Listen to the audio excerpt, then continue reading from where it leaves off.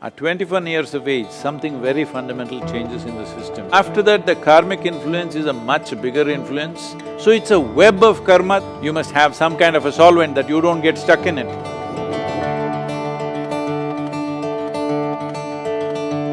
Thank you, Sadhguru. So, following along the previous thoughts that you expressed about the memory, is this the genetic memory that dominates, or is the karmic memory that dominates? Because I seem like I have both inputs coming into me. I don't know which one is… Well, the genetic memory has a certain level of significance till you're 21 years of age. At 21 years of age, something very fundamental changes in the system, that the genetic memory becomes less dominant, it just starts playing minimal role.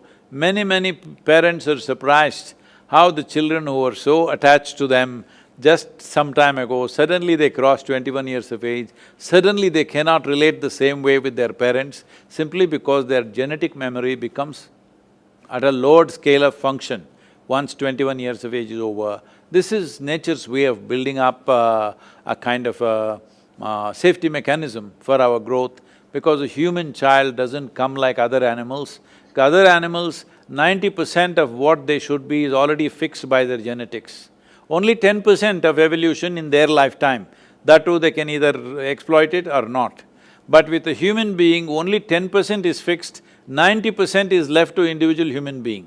Because of this, the early stage of development for a human child is much more fragile, needs much more atmosphere, needs much more nurture, because 90% has to be created, only 10% is already there as a standard.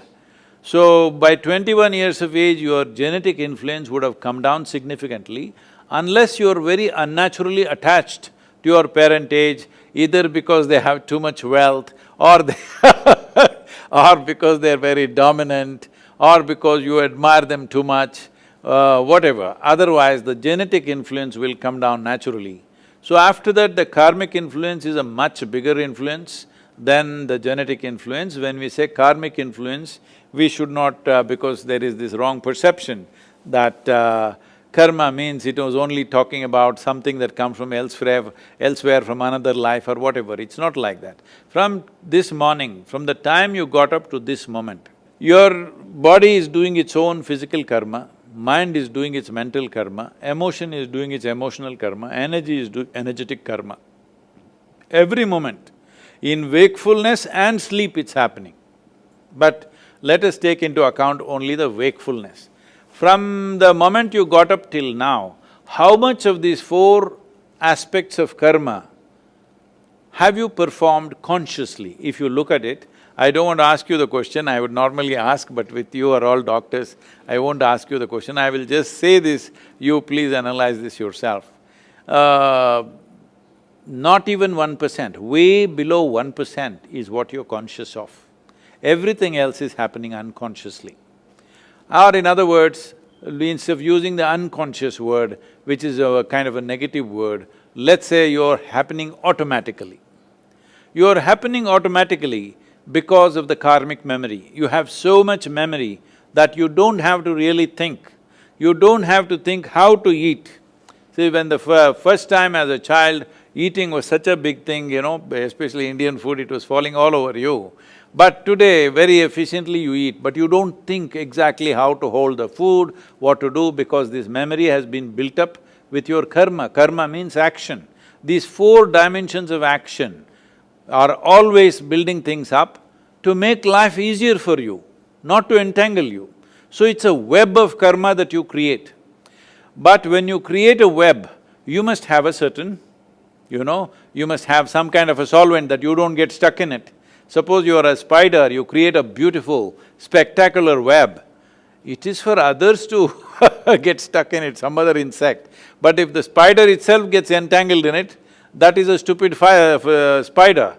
So that is what is happening to human beings. An elaborate system of memory is being created every moment. See, you may be sleeping, there are many experiments like this, I won't go into the detail. Even when you're sleeping, you're fast asleep, you don't know. I will speak in a language that you do not know 1 or 10 sentences. Actually, we can hypnotize you after many months or years. We can make you say those sentences in a language that you do not know, at a time… you perceived it at a time when you are fast asleep. It is possible to do that. So I am saying if you walk from this place to that place, there may be 25 different kinds of smells. You may not notice it consciously. Only if it's very acute, either it is very bad or very good, you may notice it, otherwise you don't notice it. But in the sensory system, all that is recorded.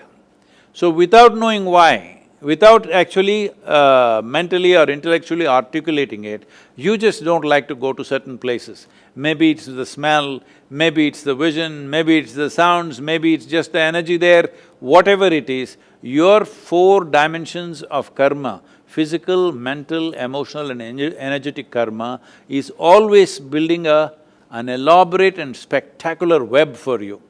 This web is not to trap you, this web is to make life automatic so that many things you don't have to think. Just like that you can do it because it's in your karmic memory. But unfortunately, because people are getting so identified with many things that they do, and they start choosing what is good and what is bad. The moment you say this is good, you will develop certain affinity for it. The moment you say this is bad, you will develop certain aversion for it. Both in affinity and aversion, you will get stuck. Now you built an elaborate web and you got stuck in your own web. This is the fate of karma for most people. Karma is the most dynamic way to exist. It simply literally means you are the maker of your life. For you to be the maker of your life, without your neurological system functioning to your commands, you will never be the maker of your life. You will always be an accidental life. So if you move away from being an accidental life, the people who are experiencing unnecessary levels of anxiety and fear and things on a daily basis, a whole lot of medical professionals are going about saying, these are normal things, you're anxious, it's normal, even I am also anxious. This is not the way to make a human being. A human being is capable of being above this. We are considered as human beings. We did not use the word being for any other creature. We don't call an elephant being, a tiger being, an ant being or something like this. We only called humans as beings because you are capable of being. That means you are capable of conscious existence. That means you are capable of using every faculty that you have the way you want, not in reaction to what happens around you, but by conscious response.